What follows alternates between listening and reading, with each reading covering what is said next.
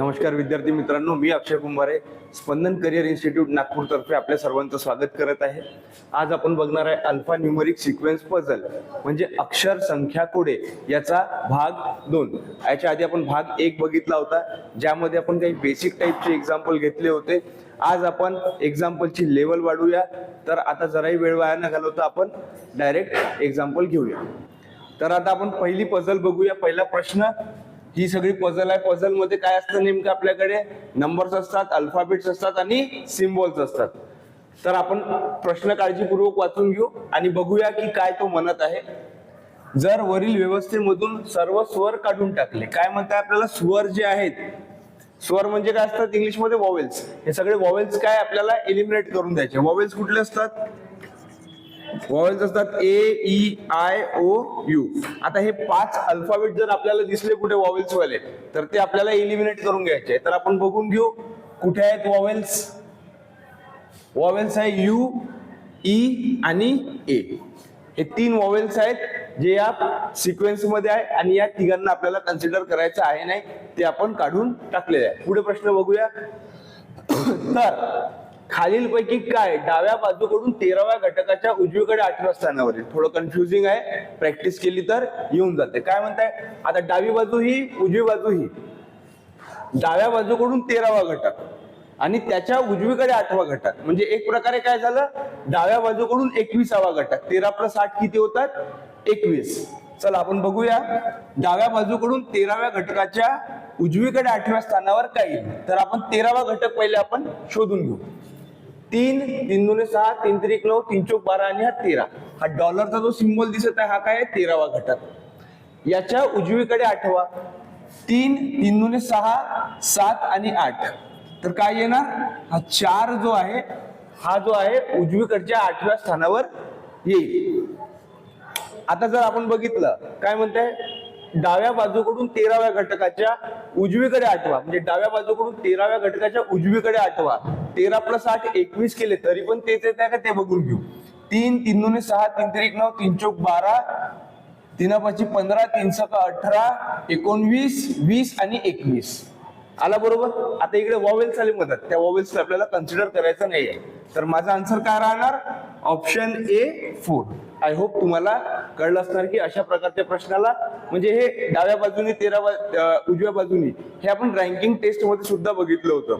जर डाव्या बाजूकडे उजव्या बाजूकडे कन्फ्युजन असला तर तो रँकिंग टेस्टचा एक पार्ट तुम्ही बघून घ्या. आता आपण याच पझलवर आधारित अजून थोडंसं वेगळं एक्झाम्पल घेऊ. आता आपण दुसरं एक्झाम्पल बघूया. याच सिक्वेन्सवर आधारित प्रश्न काळजीपूर्वक आधी वाचून घेऊ.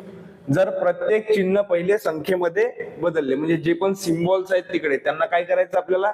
नंबर मध्ये चेंज करायचं आहे. प्रत्येक चिन्ह पहिले संख्येमध्ये बदलले आणि नंतर सर्व संख्या, मग सरसकट जेवढ्या पण संख्या असतील, इंग्रजी अक्षरामध्ये बदलले, म्हणजे त्याला काय केलं आपण? अल्फाबेट मध्ये कन्वर्ट केलं. तर वरील व्यवस्थेमध्ये किती बदललेले अक्षर असतील? आता एक एक आपण याची फोड करूया. म्हणजे पहिलं जे सेंटेन्स आहे आपण त्याला फॉलो करू, मग हळूहळू समोर काय बोलताय ते बघू.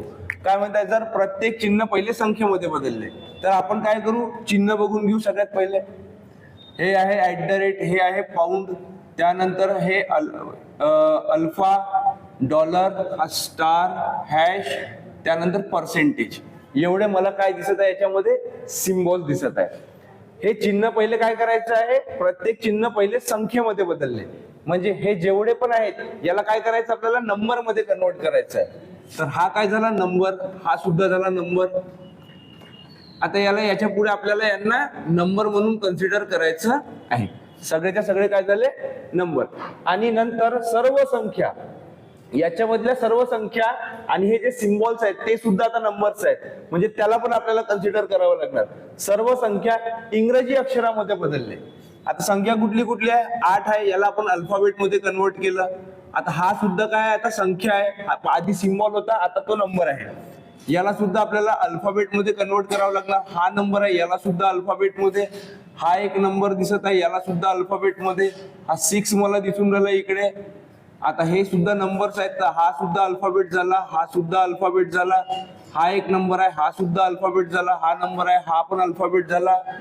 याला सुद्धा अल्फाबेट मध्ये कन्वर्ट करू. हा 3 नंबरचा आहे, 3 आहे अल्फाबेट. हा एक नंबर आहे, हा झाला अल्फाबेट, हा 4 आहे, हा सुद्धा झाला अल्फाबेट.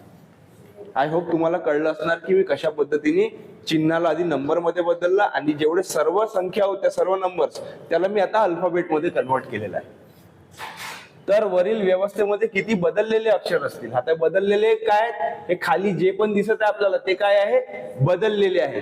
तसे इकडे पण आहेत अल्फाबेट्स वर, त्याला कन्सिडर नाही करायचं आपल्याला. आपल्याला काय बघायचं आहे? बदललेले अक्षर. आपल्याला काय पाहिजे? बदललेले अक्षर. तर 1 2 3 4 5 6 7 8 9 10 11 12 आणि 13. Option C. आय होप तुम्हाला हे एक्झाम्पल कळलं असणार. आपण आता अजून एक नवीन पझल घेऊ आणि त्याच्यावर आधारित अजून नवीन नवीन प्रश्न बघू. आता आपण नवीन सिक्वेन्स बघत आहे, नवीन पझल आहे, त्याच्यावर आधारित अजून नाविन्यपूर्ण प्रश्न आहेत. प्रश्न वाचून घेऊया. बरोबर. जर वरील व्यवस्थेमध्ये शेवटच्या 15 घटकांचा क्रम उलट केला, की जेवढेही आहेत याच्यामध्ये एलिमेंट्स, जेवढे घटक आहेत, आता काय म्हणते? शेवटचे 15 जे आहेत, शेवटचे 15 म्हणजे इकडनं सिरीजची सिक्वेन्सची सुरुवात झालेली आहे, तर शेवटचे 15 बघायचे आपल्याला. क्रम उलट केला तर डावीकडून 12व्या घटकाच्या उजवीकडे 5वा घटक कुठला असेल? प्रश्न जरा समजा थोडं कन्फ्युजिंग आहे, पण आपण स्टेप बाय स्टेप जाऊ. आपण सगळ्यात अगोदर काय करू? शेवटच्या 15 घटकांचा क्रम उलट करून घेऊ. 3 3 दुनी 6 3 त्रिक 9 3 चौक 12 3 पाची 15. हा जो आहे हा क्रम झालाय आपला उलटा. आता उलट करायच्या भानगडीत पडू नका. इकडे पी मग एस यू असं नको करा. आता असा विचार करा की MT2I9 नंतर काय येत आहे? पी नंतर काय येत आहे? SU6G. अशा प्रकारचे ते एलिमेंट्स येऊन राहिले असा विचार करा. आता हे 15 घटक जे आहेत शेवटचे आपण आयडेंटिफाय केले आणि त्यांचा क्रम उलटा केला असा आपण माइंड मध्ये विचार केला. क्रम उलट केला तर डावीकडून 12व्या घटकाच्या उजवीकडे 5वा घटक कुठला असेल? डावीकडून 12व्या घटकाच्या उजवीकडे 5वा म्हणजे 12 आणि 5 किती होतात? 17वा. आपल्याला कुठला घटक शोधायचा आहे? 17वा. हे आपण मागच्या एक्झाम्पल मध्ये केलेलं होतं. तर 12वा घटक आपण शोधून घेऊ, त्याच्यानंतर 5वा घटक समोर, किंवा डायरेक्ट आपण 17वा घटक शोधू शकतो. तर 4 दुने 8 4 त्रिक 12 13 14. 14 नंतर काय? 15 16 आणि 17. माझा 17वा घटक कुठला असेल? यू असेल. कारण की हे जे नंबर्स आहे, हे जे एलिमेंट्स आहेत, याचा क्रम काय केलेला आहे? आपण उलट केलेला आहे. पुन्हा एकदा बघा. 12वा घटक डावीकडून 12व्या घटकाच्या उजवीकडे 5वा घटक म्हणजे 12 आणि 5 डायरेक्ट 17वा घटक मी शोधतो. आता तुम्हाला थोडा त्रास होत असणार तर तुम्ही 2-2 चे ग्रुप करा, 3-3 चे ग्रुप करा, पण एक करू नको मोजा प्लीज. कारण की आपण स्पर्धा परीक्षेचे विद्यार्थी आहे, आपल्याला वेळ फार महत्वाचा आहे. 3 3 दुने 6 3 त्रिक 9 3 चौक 12 13 14. 14 नंतर आता क्रम उलटा केलेला आहे. 15 16 आणि 17. तर माझा आन्सर काय झाला पाहिजे? Option A you. I hope तुम्हाला क्लिअर झालं असणार. आता आपण याच सिक्वेन्सवर आधारित अजून दुसरं एक्झाम्पल बघू. आता आपण सिक्वेन्सवर आधारित दुसरं एक्झाम्पल बघणार आहे महत्वाचं. आपण सगळ्यात आधी प्रश्न वाचून घेऊ. जर ई व ए यांच्या जागा अदलाबदल केल्या, आपल्याला काय शोधावं लागणार? पहिले ई आणि ए मला दिसला, तर ह्या ई च्या जागी काय आहे? ए आहे, आणि या ए च्या जागी काय आहे? ई आहे. अदलाबदल केल्या आणि त्याचप्रमाणे आर व यू यांच्या जागा अदलाबदल केल्या. आता आर मला इकडे दिसत आहे आणि यू त्या बाजूला दिसत आहे. तर या आर च्या जागी आता काय राहणार? यू, आणि यू च्या जागी काय राहणार? आर. एक एक गोष्ट वाचत आहे आणि तेच आपण प्रॉपरली लोकेट करत आहे. जर ई व ए यांच्या जागा अदलाबदल केल्या, ई आणि ए च्या जागा अदलाबदल केल्या आपण, आणि त्याचप्रमाणे आर व यू यांच्या जागा अदलाबदल केल्या, तर असे किती चिन्ह राहतील? चिन्ह म्हणजे काय आहे? सिम्बॉल. आता तो काय विचारून राहिला? असे किती चिन्ह राहतील म्हणजे सिम्बॉल राहतील ज्याच्या त्वरित पहिले किंवा त्वरित नंतर स्वर येईल. ज्याच्या त्वरित पहिले स्वर म्हणजे वॉवेल किंवा सिम्बॉलच्या त्वरित नंतर वॉवेल स्वर. ठीक आहे. मला अरेंजमेंट कशी पाहिजे? वॉवेल सिम्बॉल आणि सिम्बॉल वॉवेल. पुन्हा एकदा बघा. तर असे किती चिन्ह असतील? सगळ्यात पहिले मी काय आयडेंटिफाय केलं की त्यांनी मला विचारलं काय? त्यांनी काय विचारलंय मला? चिन्ह. असे किती चिन्ह राहतील ज्याच्या त्वरित पहिले किंवा त्वरित नंतर स्वर येईल. ज्याच्या त्वरित पहिले किंवा त्वरित नंतर स्वर येईल. मला कशी अरेंजमेंट पाहिजे, अशी पाहिजे. आता आपण काय करूया, सिम्बॉल बघून घेऊया. सिम्बॉल लोकेट करणं खूप सोपी आहे. सिम्बॉल थोडेसे कमी असतात. हा एक सिम्बॉल मला दिसून राहिला, हा एक सिम्बॉल दिसून राहिलेला आहे, अजून हा एक सिम्बॉल मला दिसला, आणि सिम्बॉल आता काही नाही. फक्त 3 सिम्बॉल्स आहेत आपल्याकडे. सिम्बॉल्स किती, 3 आहेत. सिम्बॉलच्या आधी वॉवेल बघा, सिम्बॉलच्या आधी वॉवेल आहे का, हो, कारण की आरच्या जागी आता काय आहे, यू आहे. हे चालून जाईल.